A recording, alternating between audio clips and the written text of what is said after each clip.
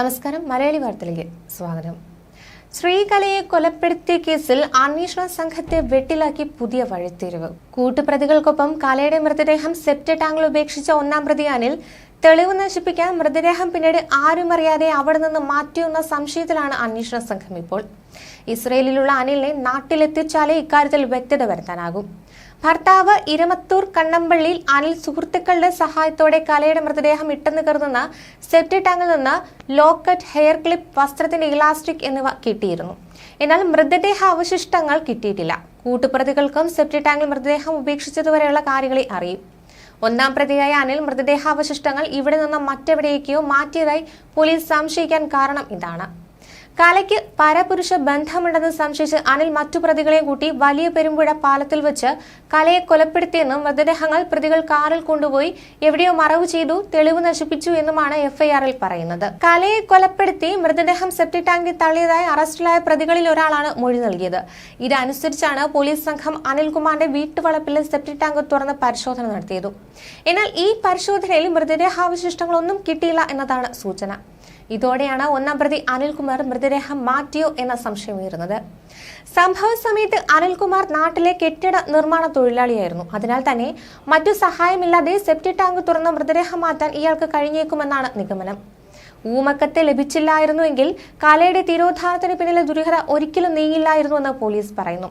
കലയ്ക്ക് മാന്നാർ കൂട്ടമ്പേരൂർ സ്വദേശിയുമായി അടുപ്പമുണ്ടായിരുന്നു. ഇയാളുമായുള്ള ബന്ധത്തിന്റെ പേരിലാണ് അനിലും കലയും തമ്മിൽ അകന്നതെന്നാണ് പോലീസിന്റെ നിഗമനം. കല മറ്റൊരാളോടൊപ്പം പാലക്കാട്ടേക്ക് പോയെന്ന് നാട്ടിൽ പ്രചാരണമുണ്ടായതോടെ ബന്ധുക്കളും അന്വേഷണത്തിൽ മുതിർന്നില്ല.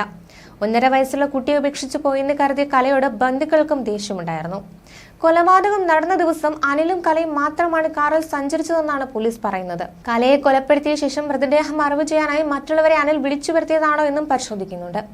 കാറിൽ കിടക്കുന്ന കലയുടെ മൃതദേഹം ഇരമല്ലൂർ പുതുപ്പള്ളിയിൽ തെക്കേതിൽ KV സുരേഷ് കുമാറിനെ അനിൽ കാണിച്ചെന്ന് എഫ്ഐആറിലുണ്ട്. സുരേഷ് കുമാർ നൽകിയ മൊഴിയുടെ അടിസ്ഥാനത്തിലാണ് കേസെടുത്തതും. കഴിഞ്ഞ ദിവസം സെപ്റ്റി ടാങ്കിൽ നടത്തിയ പരിശോധനയിൽ മൃതദേഹാവശിഷ്ടങ്ങൾ എന്ന് സംശയിക്കുന്ന ചിലത് കിട്ടിയിരുന്നു. ഇത് കോടതിയിൽ സമർപ്പിച്ചിരിക്കുകയാണ്. അവ ശാസ്ത്രീയ പരിശോധനയ്ക്ക് അയച്ച് അതിന്റെ ഫലം വന്നതിനു ശേഷം മാത്രമേ കൂടുതൽ വ്യക്തത വരികയുള്ളൂ. യുവതിയുടെ മൃതദേഹം ആറ്റിൽ ഉപേക്ഷിക്കാമെന്നായിരുന്നു ആദ്യം പ്രതികൾ കരുതിയിരുന്നത്.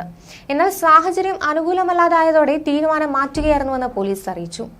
കലയുടെ ഭർത്താവ് അനിൽ ബന്ധുക്കൾക്കൊപ്പം ചേർന്ന് കൃത്യം നടത്തുകയും തെളിവ് നശിപ്പിക്കുകയും ചെയ്തെന്ന് അന്വേഷണ സംഘം നേരത്തെ വ്യക്തമാക്കിയിരുന്നു. അനിൽ ഇപ്പോൾ ഇസ്രയേലിലാണ് ഉള്ളത്. കേസിൽ അനിലിന്റെ സഹോദരി ഭർത്താവ് സോമരാജൻ, ബന്ധുക്കളായ ജിനു ഗോപി, പ്രമോദ്, സന്തോഷ്, സുരേഷ് കുമാർ എന്നിവരാണ് കസ്റ്റഡിയിലുള്ളത്. ഇവരെ പോലീസ് ചോദ്യം ചെയ്തു വരികയാണ്. അനിലിന്റെ സംശയരോഗമാണ് കൊലയ്ക്ക് കാരണമെന്നാണ് നിഗമനം. യുവതിക്ക് അടുപ്പമുണ്ടായിരുന്ന ആൺ സുഹൃത്തിനെ പോലീസ് ചോദ്യം ചെയ്തിരുന്നു. കലയുമായി ഇയാൾക്ക് അടുപ്പമുണ്ടായിരുന്നുവെന്നാണ് പോലീസിന് നൽകിയ മൊഴി. ഇയാളുമായുള്ള ബന്ധത്തിന്റെ പേരിലാണ് അനിലും കലയും തമ്മിൽ അകന്നതെന്നാണ് പോലീസിന്റെ നിഗമനം. കല മറ്റൊരാൾക്കൊപ്പം പാലക്കാട്ടേക്ക് പോയെന്ന് അവരെ കാണാതായ ശേഷം നാട്ടിൽ പ്രചാരണമുണ്ടായി. ഇതിന് പിന്നിൽ ആരാണെന്ന് വ്യക്തമല്ല. ഈ പ്രചാരണം കലയുടെ ബന്ധുക്കൾ ഉൾപ്പെടെ വിശ്വസിക്കുകയും ചെയ്തു.